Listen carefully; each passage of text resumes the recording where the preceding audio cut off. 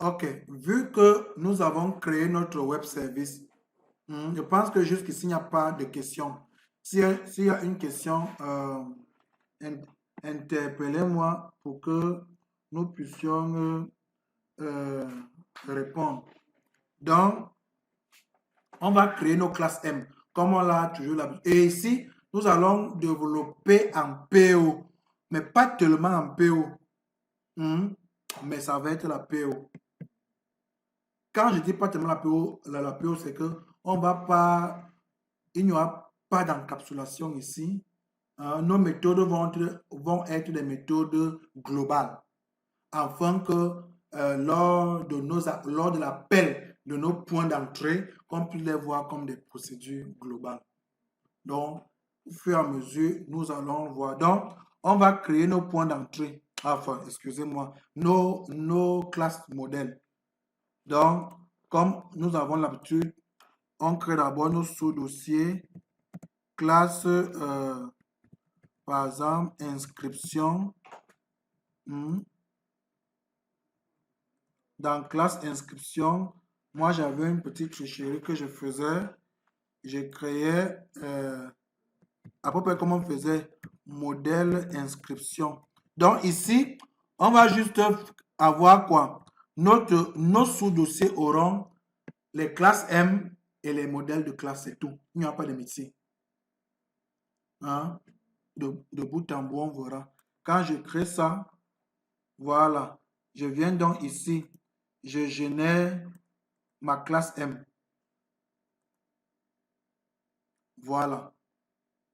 Je fais pareil.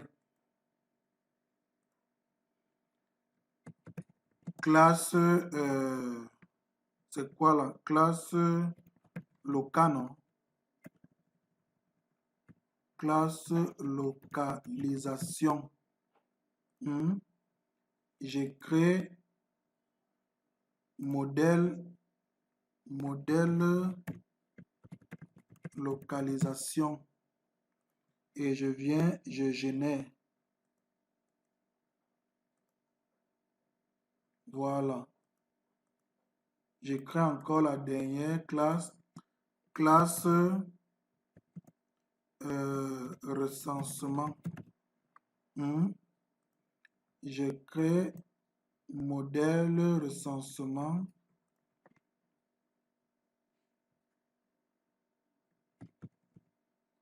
Modèle recensement.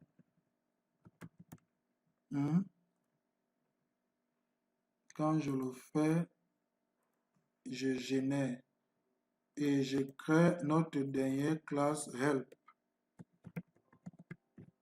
La classe helper. À l'intérieur, je vais certainement je vais certainement mettre ma classe helper. Voilà. Alors, voilà, j'ai créé mes classes M, mes classes modèles et mes modèles de classe, n'est-ce pas? Maintenant, ça, c'est ce qu'on devait faire, c'est-à-dire créer les classes M et créer les classes modèles. Tout le monde a vu comment on fait, n'est-ce pas, monsieur Thioub? Les classes M, tu as vu comment on fait, comment on a généré, non? J'ai une autre méthode. C'est ce que je faisais là. Pour que mes classes M ne puissent pas s'éparpiller, je crée un sous-dossier comme je l'ai fait, n'est-ce pas? Je crée un modèle de classe. Ça signifie que quand je viendrai générer la classe M Diaspo Inscript, il va directement aller dans le dossier en cours là. Comme ça, je faisais. Il va directement aller dans le dossier en cours. Ça m'évite donc de faire ceci, n'est-ce pas? De faire le drag and drop. C'est-à-dire, je crée, est-ce que vous m'avez vu faire le drag and drop là depuis? Non. Je créais ma classe M. Je créais mon sous-dossier. Je crée la classe modèle. Hein, et après, je viens générer la classe M. Automatiquement, la classe M va aller dans le dossier courant. C'est une technique. Hein. Donc, c'est bon, non, monsieur Bijanga?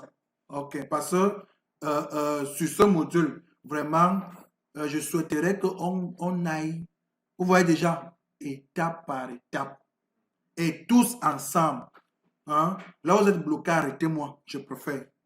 Ok, donc, cette partie étant déjà terminée, ce qui suit, hein, on va sérialiser nos objets.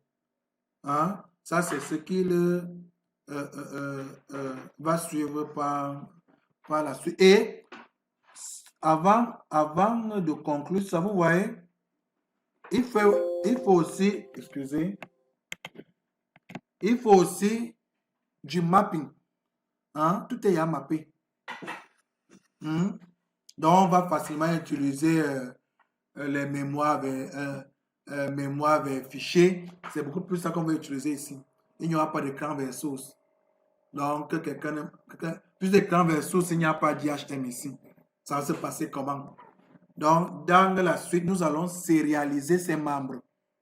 La sérialisation consiste à faire quoi? Hein? Comme je vais vous expliquer dans la suite. Donc, ça c'est pour la suite. Pourquoi la sérialisation? Hein? Pourquoi même sérialiser les membres? Hein? Pourquoi ne pas laisser ça comme ça? Ok, donc dans la suite, nous allons tenter de répondre à cette question.